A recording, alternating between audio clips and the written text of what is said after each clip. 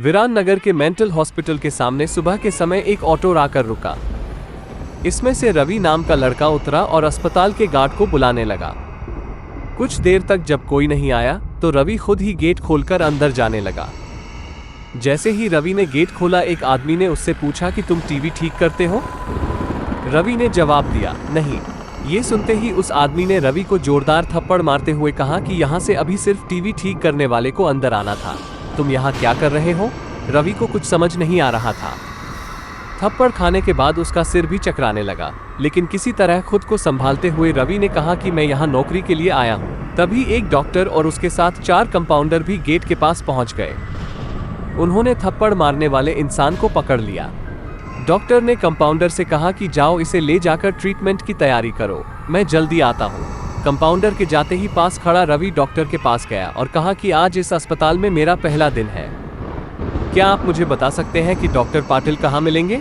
Doctor ने जवाब देते हुए कहा कि मैं ही पाटिल हूँ। तुम यहाँ से सीधे जाकर अपना जॉब लेटर ऑफिस में जमा करो और वहाँ से ड्रेस लेकर बगल के कैबिन में आ जाना।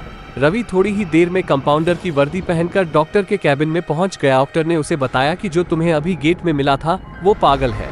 पिछले 8 दिनों से वो सभी को टीवी बनाने वाला समझ रहा है। फिर जब उसे पता चलता है कि वो टीवी बनाने वाले नहीं है तो गुस्से में थप्पड़ मार देता है। उसके बाद डॉक्टर ने अपने अस्पताल के रमाकांत कंपाउंडर को बुलाया और रवि का परिचय सबसे कराने के लिए कहा। रमाकांत ने कुछ ही देर में रवि से सबको मिलवा दिया और फिर उसे मरीजों के कमरे में ले गया। वहाँ हर कोई कुछ न कुछ अजीब हरकत कर रहा था। कोई दिल टूटने वाली शायरी सुना रहा था तो कोई फिल्मी संगीत गाते हुए डायलॉग मार रहा था। सभी मरीजों को दिखाते हुए रमाकांत ने रवि से कहा कि आज के बाद से तुम्हें इन सारी चीजों को झेलना होगा। इतना कहकर रमाकांत वहां से चला गया। तभी रवि को पता चला कि उसकी नाइट ड्यूटी लगी है। दिन के समय आराम करने के बाद रवि रात को मरीजों की देखरेख में जुट गया। जैसे ही रात के 12 बजे तो सभी का चेहरा डर से पीला पड़ने लगा। हल्ला करने वाले मरीज भी चुपचाप से एक कोने में बैठ गए। ये सब देखकर रवि को बड़ा अजीब लगा। उस दिन नाइट ड्यूटी में मौजूद डॉक्टर से रवि ने पूछा कि आखिर ये सब क्या हो रहा है, सब लोग इतना डर क्यों रहे हैं? डॉक्टर ने जवाब दिया, इस अस्पताल में रात 12 बजे के बाद भूत घूमते हैं। वो सारे भूत इसी अस्पताल के पुराने मरीज हैं जिनकी इलाज के दौरान मौत हो गई थी। तुम संभल कर रहना। रवि को भूतों पर विश्वास बिल्कुल भी नहीं होता था। उसने डॉक्टर की बात को हंसी में टाल दिया और अपना काम करने लगा।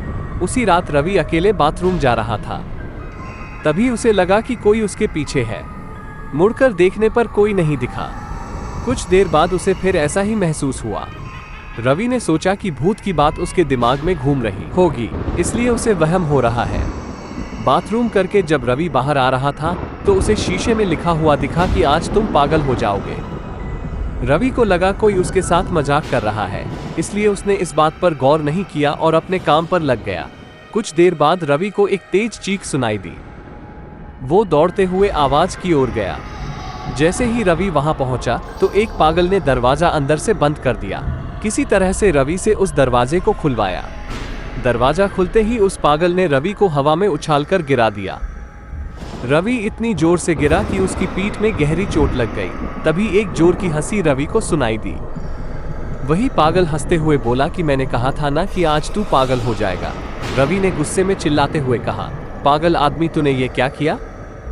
रुक, तुझे अभी बिजली का झटका देता हूँ। पागल ने जवाब दिया, अस्पताल में मिलने वाले बिजली के झटके से ही तो मेरी मौत हुई थी। अब तू क्या मुझे कोई शौक देगा? अब मुझे इनका डर नहीं। इतना कहते ही उस पागल भूत ने रवि को एक हाथ से पकड़ा और दूसरा हाथ स्विच बोर्ड में डाल दिया। इस तरह से रवि को बिजली का इतना तेज झटका दिया कि उसकी चीखों से पूरा अस्पताल गूंज उठा।